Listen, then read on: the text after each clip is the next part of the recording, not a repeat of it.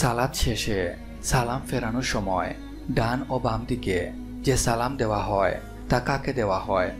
সালাতের শেষে সালাম দ্বারা উদ্দেশ্য করতে হবে সালাত শেষ করা ফেরেশতাদেরকে সালাম দেওয়া এবং পার্শ্ববর্তী মুসলিম ভাইদেরকে সালাম দেওয়া। রাসূল সাল্লাল্লাহু আলাইহি ওয়াসাল্লাম বলেন, সালাত আদায়কারী তার ডানে এবং বামে থাকা ভাইদেরকে সালাম প্রদান করবে।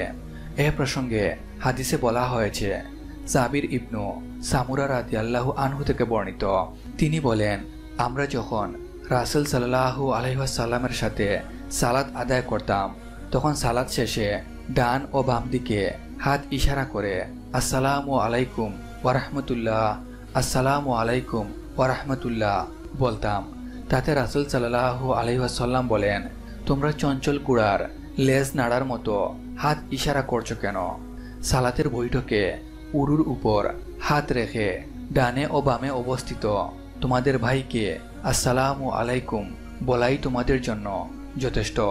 সহিহ মুসলিম হাদিস 431। আর যদি একাকী সালাত আদায় করো তাহলে ডানে ও বামে থাকা ফেরেশতাদের সালাম প্রদানের নিয়ত করবে।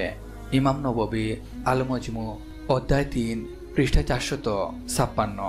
অতএব সালাম ফেরানোর সময় ডানে এবং বামে থাকা ফেরেশতাদেরকে সালাম প্রদান এবং পার্শ্ববর্তী মুসলিম ভাইদেরকে সালাম প্রদানের নিয়ত করতে হবে। আল্লাহু আলম। মহান আল্লাহ যেন আমাদেরকে সঠিক দিন বুঝার তৌফিক দান করেন। আমিন।